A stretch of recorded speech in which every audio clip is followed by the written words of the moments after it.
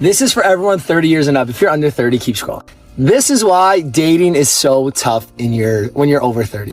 Reason one is that when you're over 30, you don't date just to date anymore. You're dating with purpose. When we were younger, we went on dates because, you were bored, or you thought the person was hot, or, your friend was going on a date, so you double dated them, went on a double date just to do it, to keep your friend company. Or maybe, girls want a free trip here, or they want a Gucci bag, or whatever it is. When you're younger, you date just to date. Once you hit 30, I feel like nobody dates just to date anymore. Everyone's dating with purpose. And I really do say dating with purpose, because I feel like once you're over 30, it's a purpose to date. Second reason, time. When you're over 30, you just don't have the free time. Like when I was younger, when I was in my late teens, early 20s, I went on dates just to go on dates. Like just because I had the time. Like Monday, yeah, no problem. I got no plans. Fuck it, let's go on a date. Tuesday, well, sure, why not? Wednesday, fuck, let's do it. Every night of the week I could go on dates because I had all this free time. When you're 30, you have next to no free time. So that maybe one night a week that I got free, do I want to go on a date with someone I might not vibe with? Do I want to risk my one free night of the week or my one free night of the month? Especially if it's a Saturday. I very rarely have those and I'm going to waste it? I don't know about that one. Third, and this is hands down the most important reason why dating is so hard in your 30s and when you're over 30, is that because we've all been in a handful of serious relationships. You've probably all been in 2 or 3, maybe 4, maybe one that you really thought was that was going to be the end. And then it didn't work out. So now you're kind of jaded and you know exactly what you want. You know exactly what you don't want. And you're also not dating just to date and you don't have that much free time. So now it's kind of how the hell are you supposed to date when you've got all these criterias now? It's and I say this half jokingly because don't get me wrong, I still do like dating. I think dating is wonderful and getting to know people. It's not just about maybe meeting the love of your life, but it's hey, getting to know someone. I do think that's so amazing, and no two people in the world are the same, and no matter how much you might think they are. So everybody's unique in their own way, and getting to see how someone is unique and different and amazing, even if they don't work out for you in terms of a relationship, you still made another friend. So I do think dating is amazing. But that being said, the older you get, the more difficult it becomes. And the fourth reason, just I'm going to throw in a bonus here, is that our patience for dating, once you're hit 30, is next to nothing. I don't have the patience for it anymore. I'm just this date's probably not going to work. I shouldn't even go. I don't know. Anyways, that's my TED Talk. Currently parked in a parking lot because, I'm done with this. One of the hardest things about dating and being single is that you're constantly going through a cycle of someone not choosing you. And for me, I think the constant cycle of rejection, essentially, right? Putting yourself out there, hoping that this guy chooses you or sees something in you where he's like, wow, she's the one. I want to pick her. I want to build a future with her. She's my forever person. When you keep going through those cycles of someone not choosing you, at least for me, it does take a toll on my confidence level, and it takes a toll on my eagerness to keep putting myself out there and keep dating. I don't know. And after a series of rejections and being hurt in situationships, it's kind of exhausting. And you get to a point where you're I don't know if I want to keep doing this or if I can keep doing this, mentally, physically. After a while, it does take a toll on you. So I'm trying to remain hopeful, but I'm reaching a point where I'm losing hope at the same time. I was hanging out with my friend yesterday and we were talking about dating, and she was telling me how she's so frustrated with dating and with men, and she's just so over it. And she's 27, she's gorgeous, and I'm not just saying that because she's my friend. She's just objectively beautiful. She's from Brazil, she's sweet, she works out a lot, she's super fit. She's just had so many disappointing experiences over the last couple years. She feels like guys just don't take her seriously for some reason. They think it's okay to just treat her casually, even though she tells them up front she only is interested in something serious. She's not interested in anything casual. And some guys are just actually dumb. They don't know how to behave. On some of the dates, she'll offer to pay or split something just to see how they react. Any gentleman is not going to accept that offer. He's not going to let the woman pay on at least the first handful of dates. And some of these guys will just let her pay. They'll just be yeah, go ahead. You can pay for that. Yeah, pay for that. I'm sorry. He was just in the mindset of I've just been so disappointed by so many of these guys. Like, I just don't even want to try anymore. The most dangerous thing about being single is that you get used to it. And when you get used to being single, that means you get used to being alone.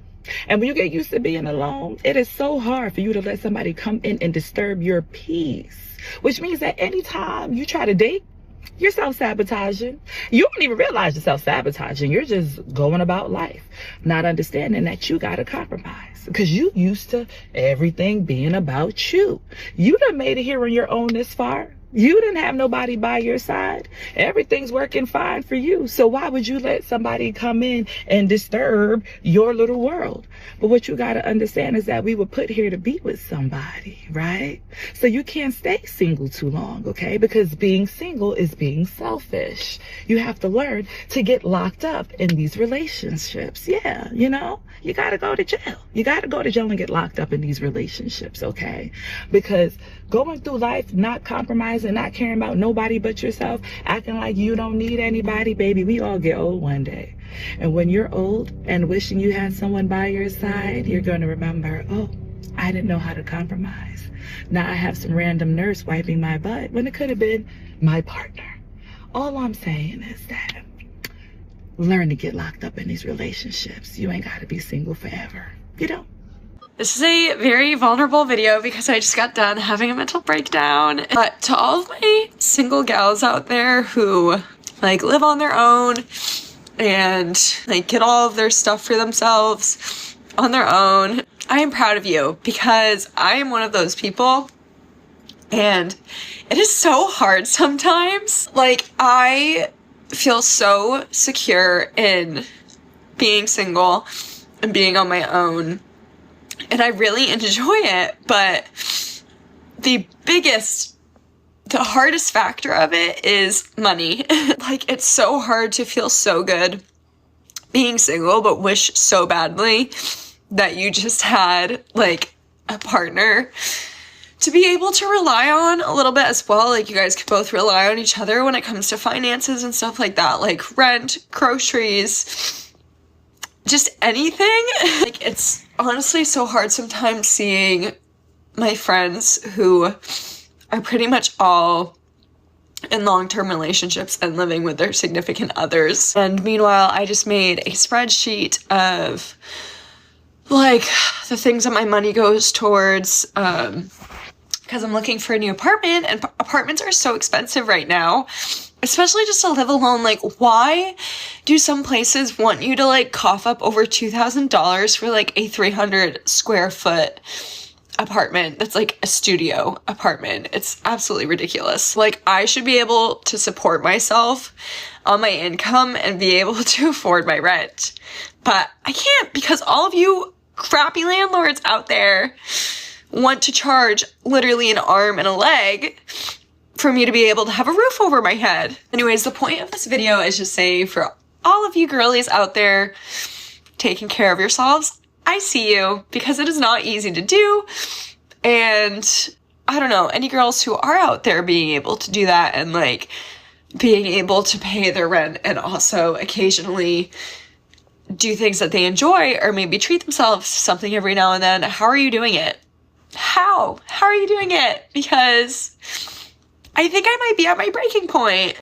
I just went on a date slash not a date slash a hangout slash I don't even know what to call it. We're gonna recap, okay? Because I swear to God, interacting with men is like, I feel like maybe the problem is that like I'm playing chess and they're playing checkers, and like I'm just thinking they're much smarter than they actually are or something. Last Sunday, I was out doing Uber, and one of my customers messaged me and they were like, hey, I see you're driving a Suzuki. Do you ride bikes or drift cars? And I'm like, no, I hit every single curb that I encounter. So if I tried to drift a car, I don't know if I'd walk away with my life. And I go to drop his food off and like actually see him in person. He's like, hey, like, let me like give you my number, whatever. You can hit me up. Like, me and my friends go to all these car meets and they're a lot of fun and blah, blah, blah. And so I'm like, okay. I would think if he was like immediately romantically interested in me, he would like invite me on an actual date.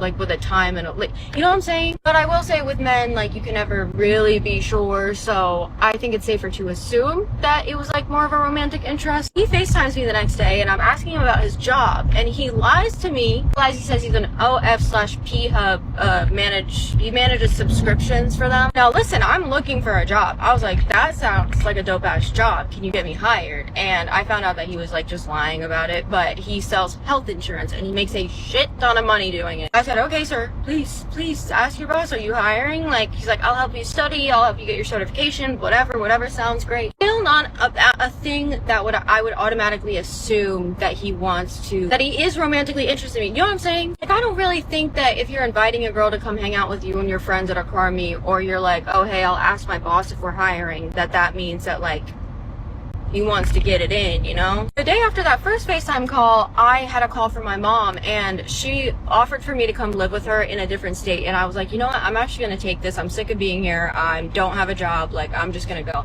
So later that day, he FaceTimes me again. And the first thing I say is, I let him know, change of plans. I don't need a job anymore. I'm literally moving states. And the first thing that comes out of this man's mouth is, oh, what? I can't do a long distance relationship. I said, relationship? Did I say it? Did I say that? Is that something that came out of my mouth? So now I know, like, he made it clear that he's romantically interested in me. So I'm just like, all right, it is what it is. I'm moving anyway. And he was like, I need to hang out with you one time before you leave. Just one time. Please, please, please. And I'm like, one thing about me is that my weekends are when I like work and I make money. And I was like, I'm not sacrificing my weekend of not making money to go hang out with you. I don't really know you. He was like, no.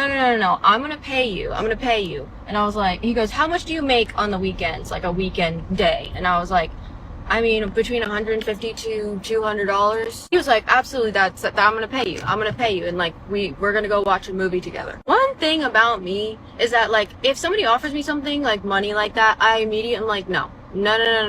I don't want to accept your money. That's really uncomfortable. I don't know you that well. I think you want something out of me that I don't want to give you. But he's so persistent, and I clear, plain as day, say to him, I hope you don't think that by giving me this money that I'm going to prostitute myself out to you, because that is not what I'm doing. I do not want to have sex. Of course, he agrees.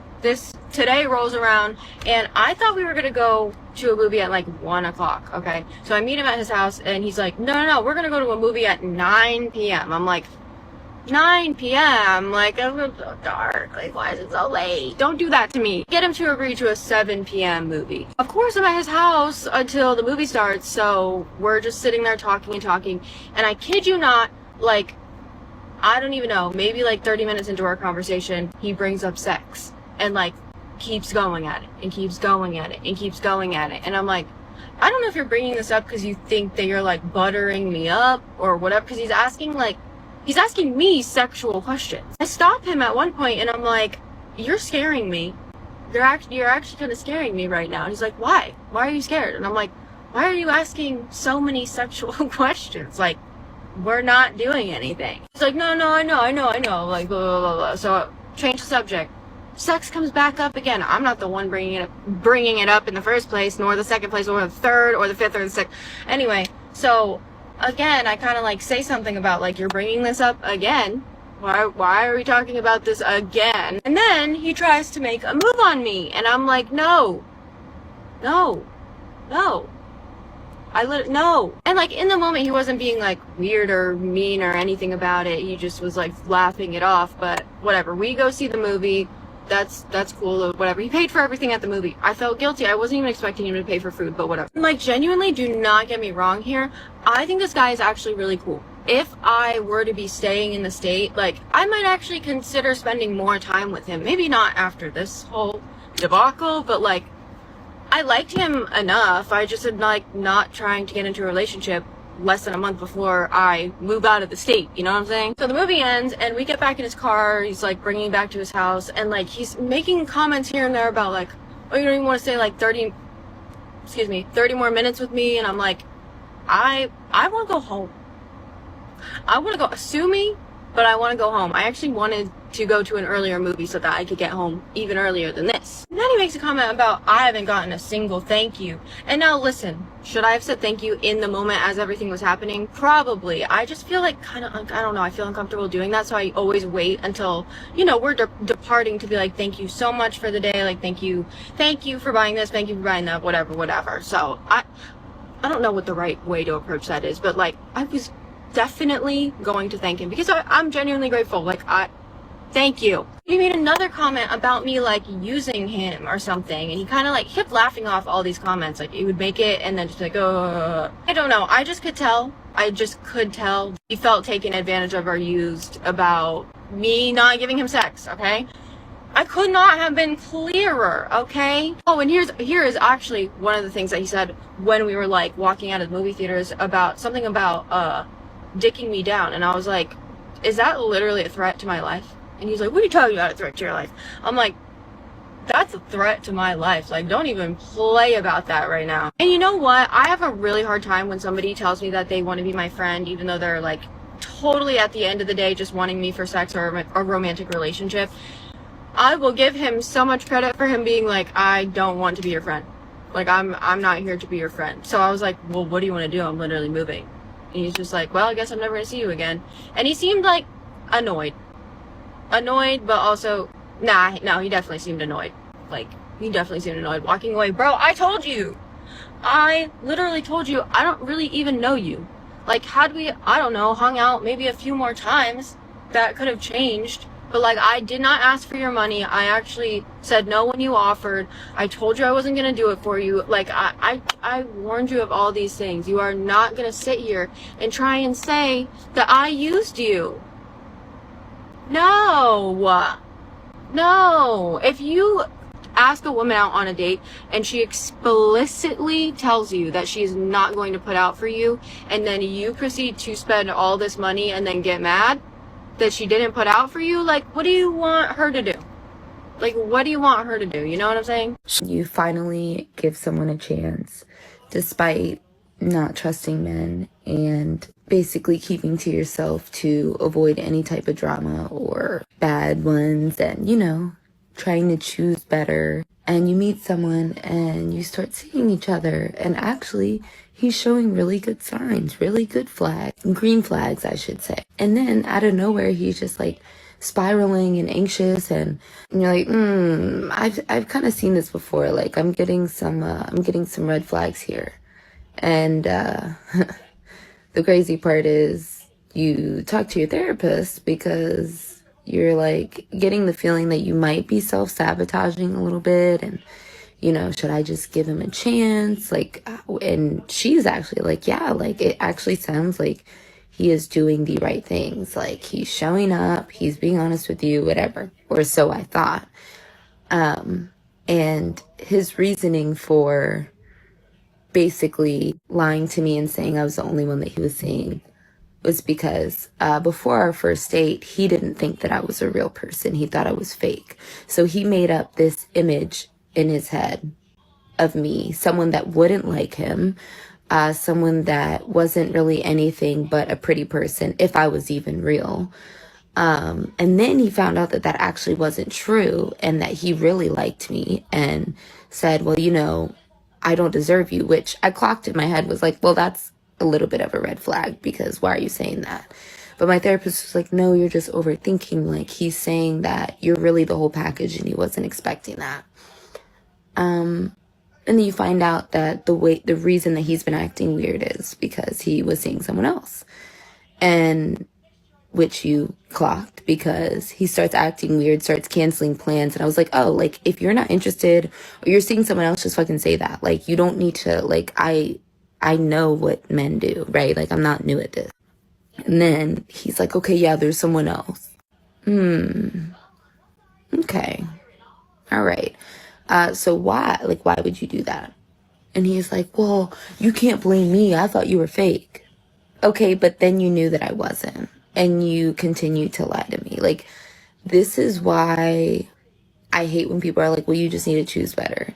Because it doesn't matter how they present in the beginning. It's who they end up being in the end. Men will put on any type of front that they want.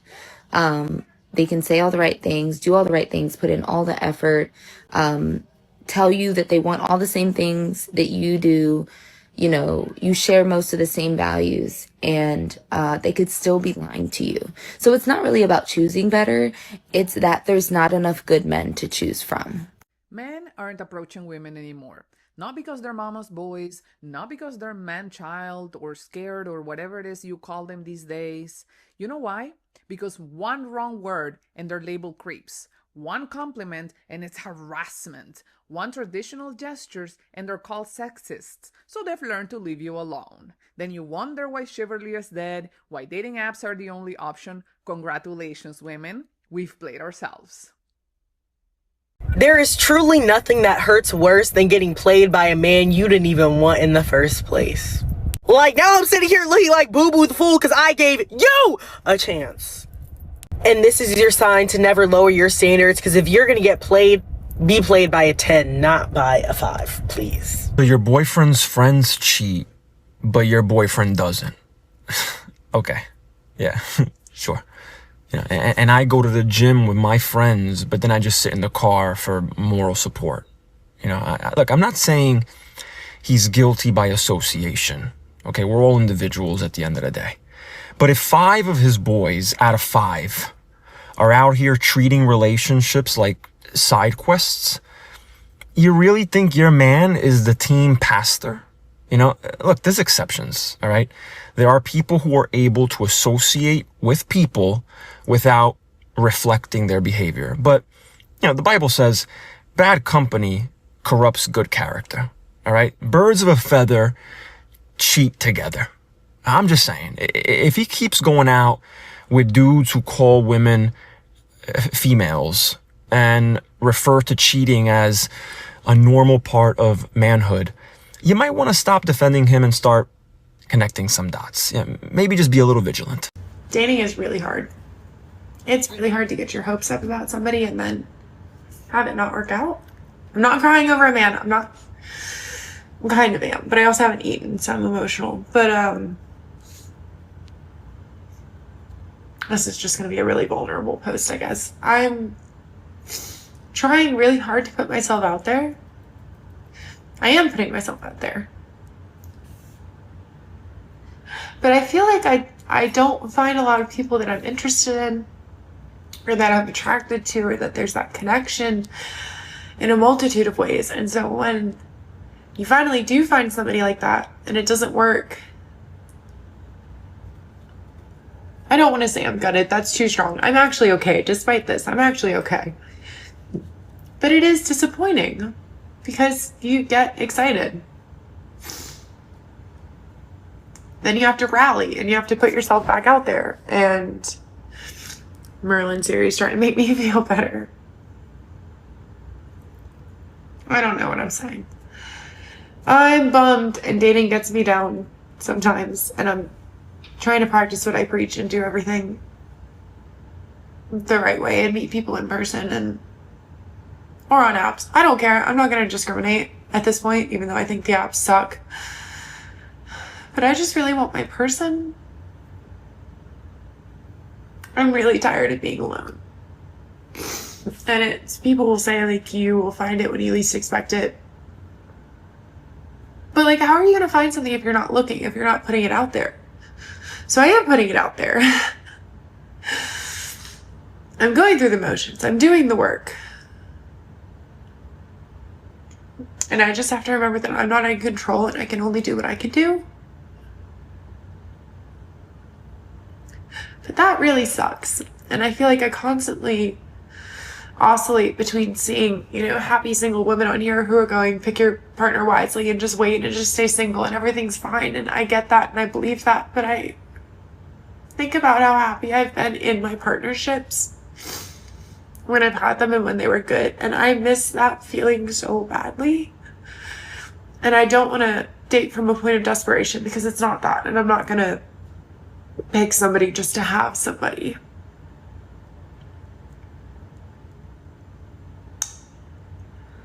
And I'm really tired.